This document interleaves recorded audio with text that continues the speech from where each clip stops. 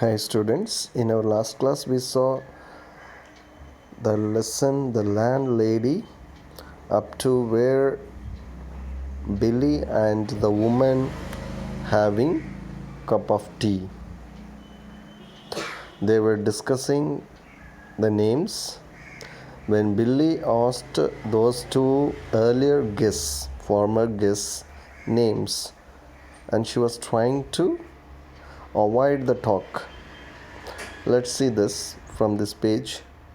These names, Mulholland and Temple, somehow in some peculiar way, strange way, appear to be sort of connected together. They are somehow connected together, as though they were both famous for the same sort of thing. That's what Billy thinks. How amusing, she said. Come here now, dear, and have a nice cup of tea. So she diverts his thinking, is recalling those two names. He stood by the piano watching her. He noticed that she had small, white, quickly moving hands and red fingernails. Billy noticed that the lady had small, white, quickly moving hands and red fingernails. I am almost positive they were in the newspapers, Billy said. There is nothing more tantalizing. Tantalizing means tempting or teasing.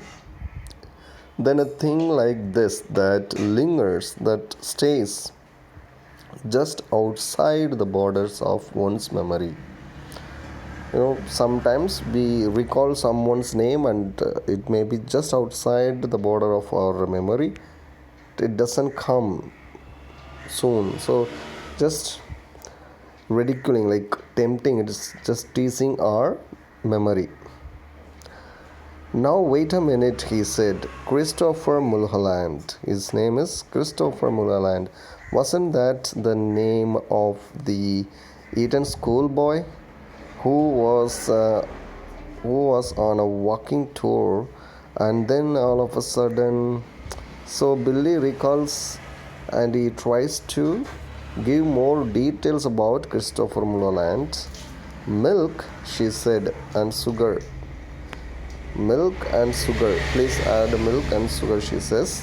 Yes, please. And then all of a sudden, Eton schoolboy, she said.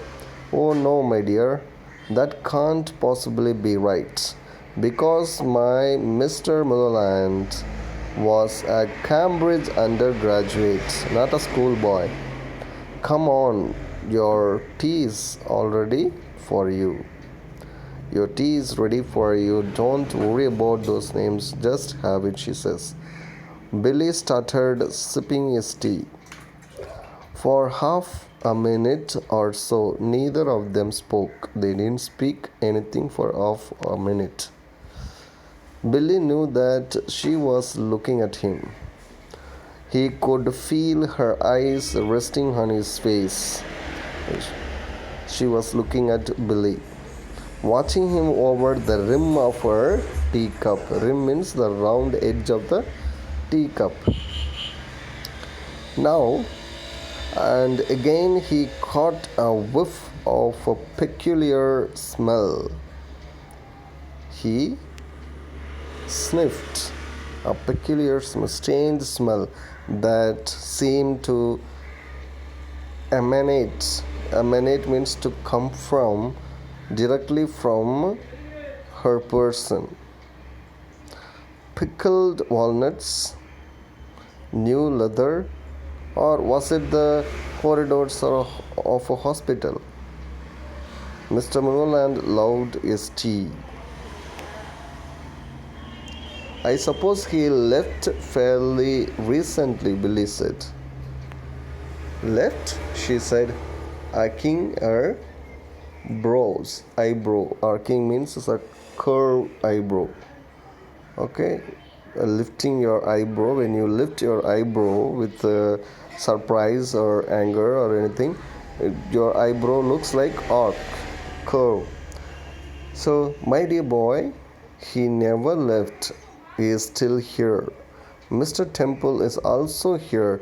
They are on the fourth floor, both of them together. This is what she says. Billy stared at his landlady. He looked at her. She smiled back at him and asked, "How old are you, my dear?" He says, 17. Mr. Mulholland was also 17. Mr. Temple, of course, was 28. And yet I never would have guessed it if he hadn't told me. He himself told me his age, otherwise I would have not guessed it. There wasn't a blemish on his body. Blemish means a mark or spot. His skin was just like a baby's. She seemed to have lapsed means what? Passed into, moved into another of her silences. She again became silence. That parrot, Billy said at last. It had me completely fooled. I could have sworn it was alive. It's most terribly clever the way it has been done, he continued. It doesn't look in the least bit dead. Who did it? So he looked at the parrot and he thought it was dead. It had me completely fooled. I could have sworn it was alive. It is most terribly clever that the way it's been done. He continued to talk about it. It doesn't look in the least bit dead.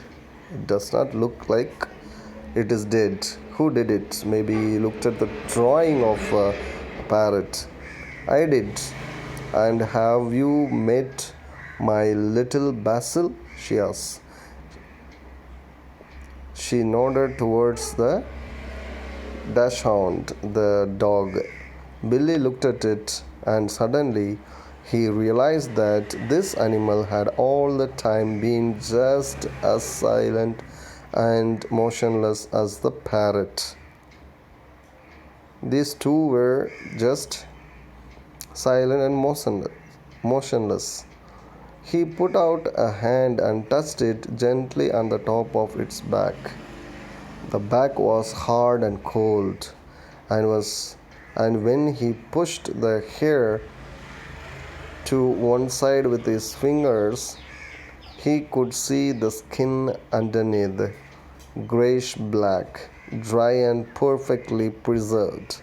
Preserved means what? Maintained, treated to prevent from decaying. So after the animals are dead, their bodies are kept preserved so that they don't get decayed. Good gracious me. Good gracious me means what? An idiomatic phrase used to express surprise. Oh my God, something like that. He said. He stared with deep admiration. Admiration here, a feeling of respect and liking for somebody or something, at the little woman. It must be most awfully difficult. Awfully means terribly, extremely difficult to do thing like that. After the animals are dead, you preserve them. It is really difficult. Not in the least, she said. I stuff all my little pets myself when they pass away. You did sign the book, didn't you? She asked. Oh, yes. That's good, because later on, if I happen to forget what you were called, then I can always come down here and look it up. And I can refer your name from the book, she says. I still do that almost every day with Mr. Mulholland and Mr. Temple, Billy said. Gregory, temple. Excuse my asking, but haven't there been any other guests here except those two in the last 2 or 3 years? Billy asked this, and the tea tasted faintly of bitter almonds, and he didn't much care for it. He wanted to know whether there were more guests. Holding her teacup high in one hand, inclining means what? Bending in a particular direction, her head slightly to the left. She looked up at him out of the corners of her eyes and gave him another gentle little smile. No, my dear, she said, only you. No others came in except Billy. So only you, she said. So this is the end of the lesson. Any doubts, if you have, we can clarify in the class. Thank you.